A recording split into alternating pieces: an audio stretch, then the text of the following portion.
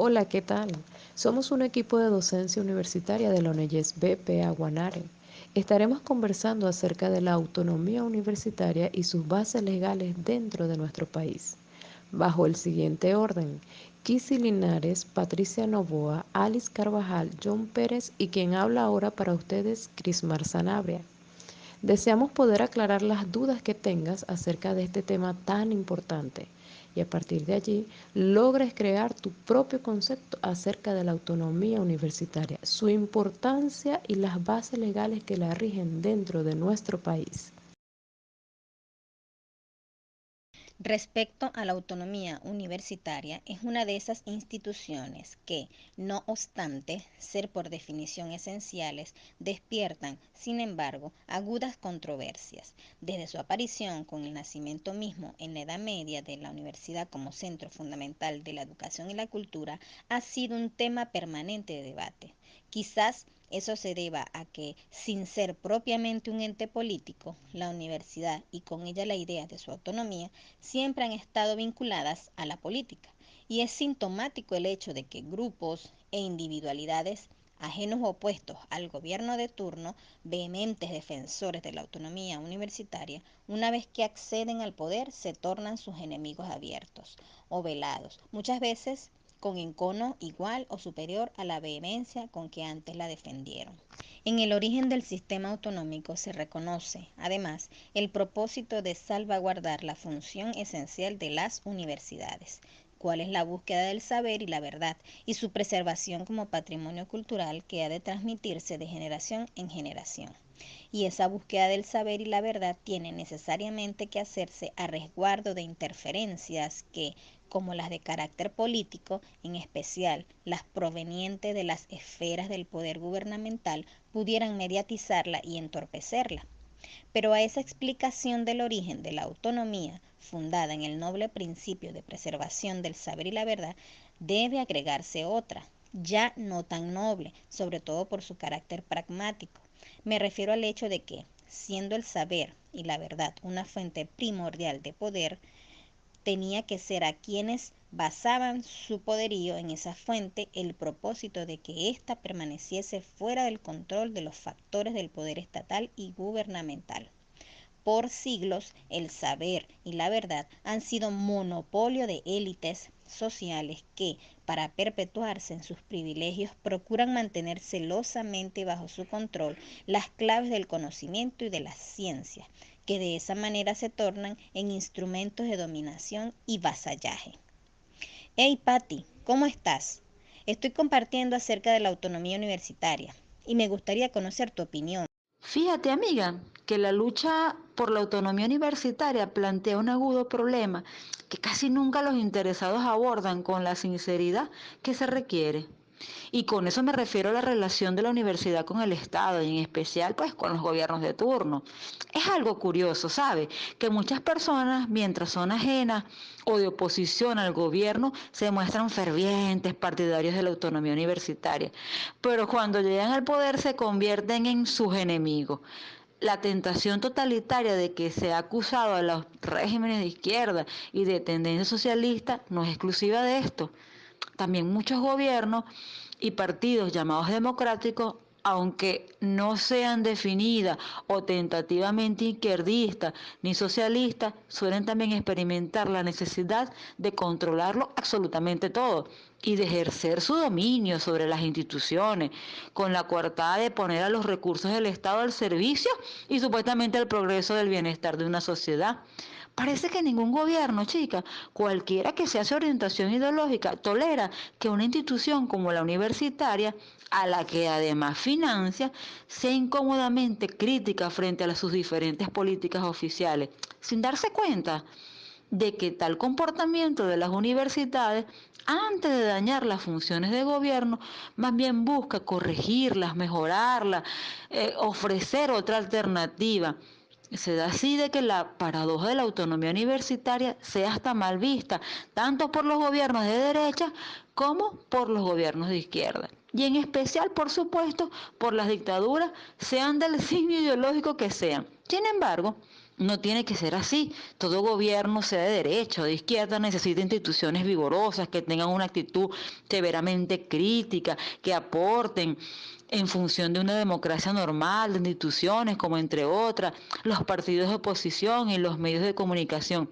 Por eso los ejercen desde una posición política, aunque el caso de los medios no es necesariamente partidista, sea de carácter alternativo, de su propio, de sustituirlo conforme a las reglas democráticas existentes. Es decir, pues, los medios de comunicación, aun siendo independientes de los partidos, cumplen también su rol desde las diferentes perspectivas políticas y en virtud de unos intereses determinados, aunque obviamente no siempre son execrables ni tendenciosos. Fíjate que la larga lucha por la autonomía universitaria plantea un agudo problema que casi nunca los interesados abordan con la sinceridad que se merece el caso, pues. Y con eso te digo, amiga, que me refiero a la relación de las universidades con el Estado y en especial, pues, con los gobiernos de turno. Es algo curioso que muchas personas, mientras son ajenas o de oposición al gobierno que esté de turno, se muestran fervientes partidarios de la autonomía universitaria. Pero cuando llegan al poder, se convierten en enemigos casi que abiertos de la autonomía universitaria. Y la tentación totalitaria de que se ha acusado a los regímenes de izquierda y de tendencia socialista no es exclusiva solamente de esto. También muchos gobiernos y partidos llamados democráticos, aunque sean definidas o, bueno, tentativamente izquierdistas o no sean socialistas, suelen experimentar la necesidad de controlarlo todo y de ejercer su dominio sobre todas las instituciones sociales, con la coartada o la excusa de poner los recursos del Estado al servicio del progreso y el bienestar de una sociedad. Parece que ningún gobierno, cualquiera que sea su orientación ideológica, tolera que una institución como la universitaria, a la que además financia, sea incómodamente crítica frente a las diferentes políticas oficiales. Pero ¿en qué radica específicamente el basamento legal de la autonomía universitaria en nuestro país? Bienvenido, Ali. ¿Pudieras hablarnos de ello? Hola chicas, ¿qué tal? De las bases legales de la educación en Venezuela han transitado los más disímiles caminos, desde leyes especiales hasta propuestas hoy día definidas como leyes orgánicas. Eh, la Constitución de la República Bolivariana de Venezuela, vigente, dedica el capítulo 6 a los derechos culturales y educativos, pero en referencia a la educación superior y el respecto más álgido, según criterio del autor, el cual es referido a la autonomía universitaria. Se encuentra plasmado en su artículo 109, cuyo texto expresa literalmente: el Estado reconocerá la autonomía universitaria como principio y jerarquía que permita a los profesores, profesoras, estudiantes, egresados y egresadas de su comunidad dedicarse a la búsqueda del conocimiento a través de la investigación científica, humanística y tecnológica, para beneficio espiritual y material de la nación.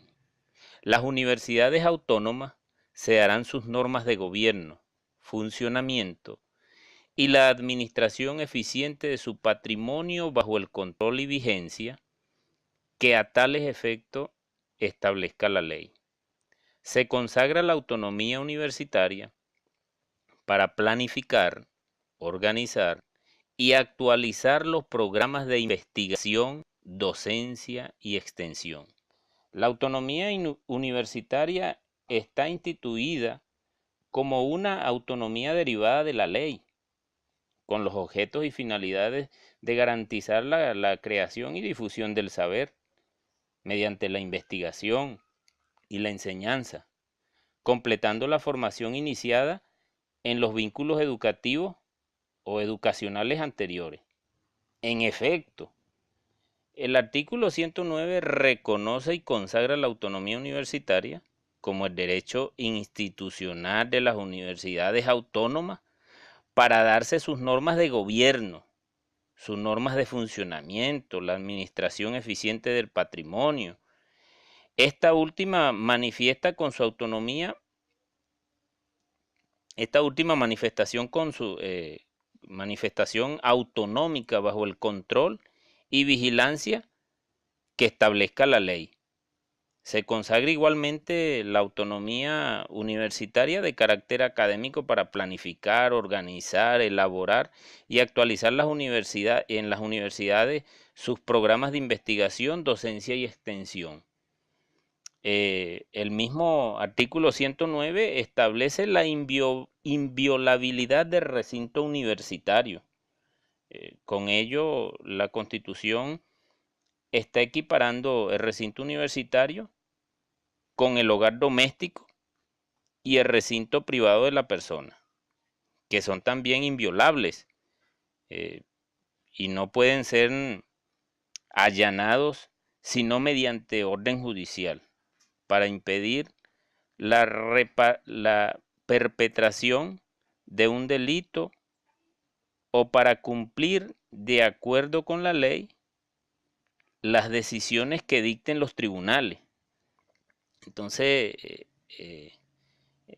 digamos que el artículo 9 es quien nos hace o nos habla un poco de esa autonomía en la educación universitaria. Hey, mira, viene llegando John. Hola muchachos. Bueno, para concluir podemos decir que la autonomía universitaria es un antiguo principio de organización de las más antiguas universidades europeas, las cuales se organizaron desde un inicio sobre principios de autonomía. La idea de la autonomía universitaria fue llevada por España a sus universidades coloniales en América, pero es en Argentina, con el Manifiesto de Córdoba, que se sientan las bases para una motivación a nivel latinoamericano de este concepto vinculante con lo que es el propio de estas instituciones. Libertad de acción para el manejo de sus programas, para la selección de su personal docente y de investigación, y para el manejo administrativo financiero de su patrimonio. Este derecho, además de ser reconocido en todo el universo con sus excepciones, aunque las leyes lo contemplen, pero sin embargo se expresa como la vía más expedita del manejo universitario, que se traduce en la calidad de su enseñanza, en el crecimiento de su investigación y en la vinculación con las comunidades a través de su extensión.